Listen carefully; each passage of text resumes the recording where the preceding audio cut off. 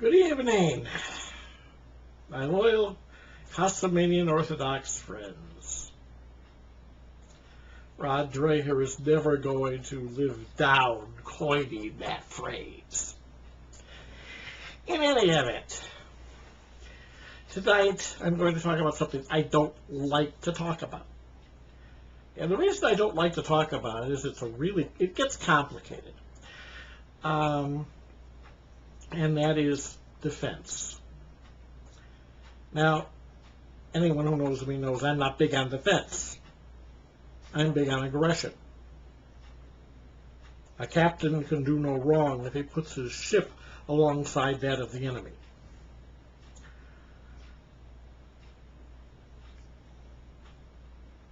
And frankly, most of the methods talked about in psychic self-defense courses and books that aren't worth their weight in cold shit. They're really not. It's all about building shields around yourself and hunkering down behind them.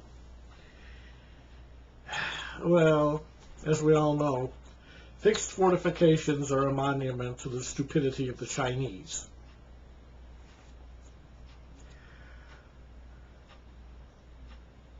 What you have the shield is a fixed fortification, otherwise affectionately known as a floating island. I mean the Maginot Line. We all know how well those things work. They get pounded into dust, or they get going around, one or the other. Well, shields are the same way. They can be just dissolved, or a person can find a way around them. So I don't normally bother with shields. If I use a shield, it's for a very specific purpose and usually has nothing to do with psychic warfare. And I have a funny story about shields. I had a friend years ago, a Dami Mommy in Chicago, who also was a Wiccan. Poor dear. And she was convinced that nothing could get past my wards. And then she tells me this. So I spent a week with using technique in radionics to dissolve her wards, her shields. So that by the time the next weekend rolled around, she was psychically naked. But to get with psychically, you would not want to see her physically naked. She was very unattractive. But she didn't have any protection at all. She thought she did. We're in the club, the play space. And she's in the dungeon whacking away at her victim. And I'm in the social area packing this snowball, a psychic snowball. Turning into a psychic ice ball. I'm just really packing energy. And I go up to the door of the dungeon, and I take this thing, and I go, boom! Hit her right in the ass, I think. She jumped 2 feet in the air, which was approximately half her height, and shouted, "What the F was that?" And I don't know. Don't look at me. I have no idea. Not me. Oh,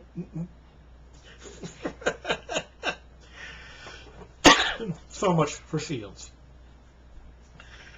In my book, Psionic Warfare, I go into detail on how to deal with shields and how to dissolve them and get rid of them. So we aren't going to get into shields on this. We're talking about how to really defend. And again, it's complicated. There are a number of methods, depending on the circumstance. What I'm going to give you today is a very general method for dealing with somebody who's using a hand with enough ability to actually do damage. But dumb enough to use the hammer and tongs method of just directly attacking, as opposed to an indirect strategy. Like a deranged ex-girlfriend visualizing dummy hands at you and thinking that that's somehow going to work. Well, anyway,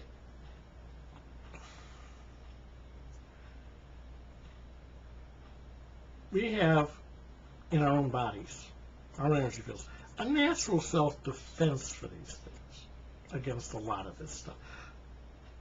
So when, the usual garden variety Wiccan isn't going to be able to do any damage at all.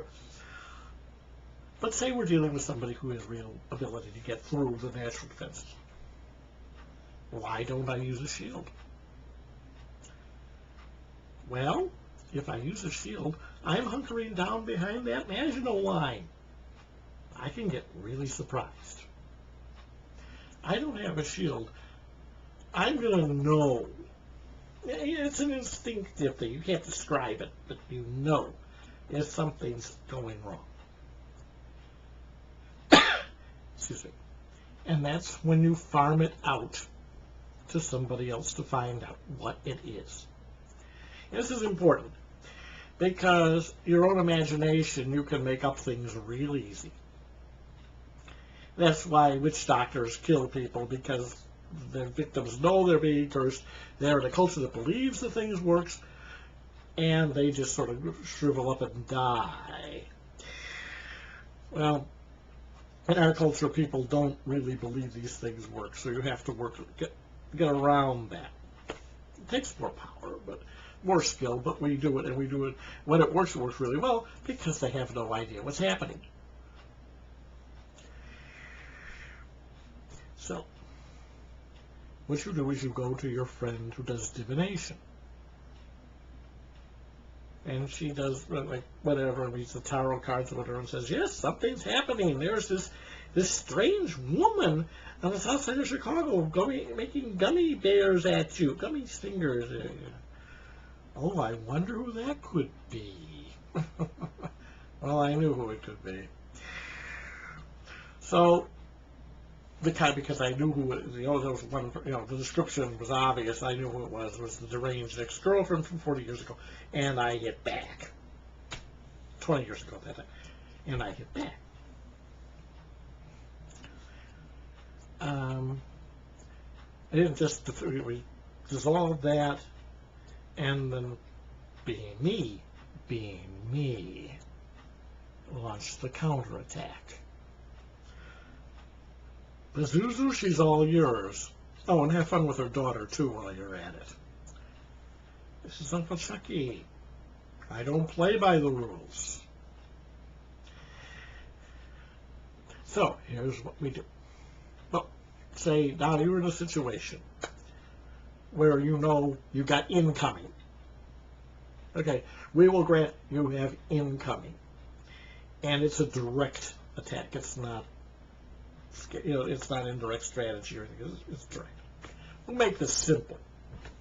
Otherwise, this video can get long and really complicated. You might as well read the book. Psionic warfare. It's on my website.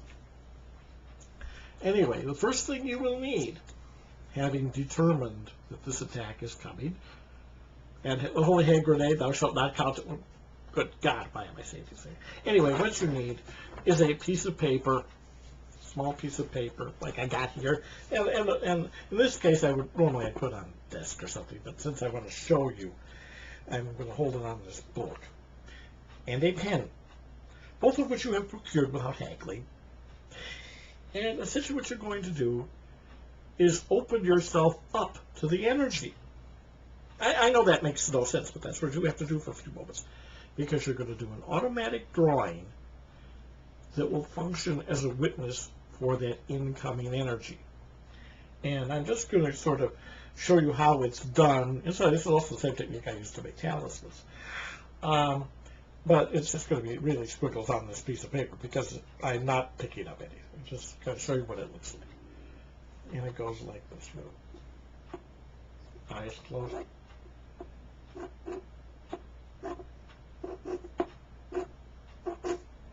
Okay.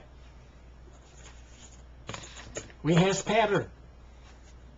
See if it shows up. I don't know if it'll get it close enough so it doesn't wash out. Okay. That is the witness for the incoming energy. That's what's being thrown at you. Okay? You put this on your radionic box.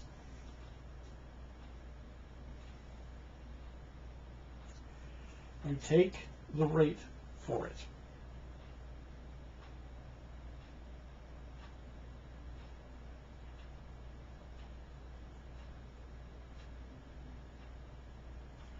Now, what you do, I'm just using these 3 dials. This isn't, of course, my standard box now. You've seen it. I'm just using the 3 top dials at the moment. We have a rate of 20. We balance that by subtracting from 100, which gives us 80 on this dial. We have a similar on the second dial. So we subtract again from 100 to get 80. 80. And forgive me, my snack insists on speaking at an inopportune moment. And this last one is approximately 23, which means it's 77. These are all calibrated 0 to 100. It makes it a little easier than guessing. Now, that's the balancing rate. What that does, that neutralizes this energy. Don't ask me why. There's been all kinds of long explanations, none of which make a bit of sense, so don't worry about them. Just, it does. Okay? A miracle happens. Then we take this dial here, the attenuator, and we just sort of turn it till it feels right. And that puts it together. Turn on the amplifier and let it work. And forget it. What will happen is that pattern being set up that way and the instruments being set that way the only word you can use is dissolve it. The energy will literally cease to exist. And your deranged ex-girlfriend will post on her blog, I don't know why it's not working. Why can't I impose consequences on this terrible evil man? And then you will say, Pazuzu, she's all yours. And so's her daughter. It's not nice to mess with Uncle Chucky. So, anyway, that's a method you can use. The book has a whole bunch of others, all of which work for different situations. Read it. This is Uncle Chucky, the archfiend himself, the enemy of all that is good in the world. Have an happily evil day.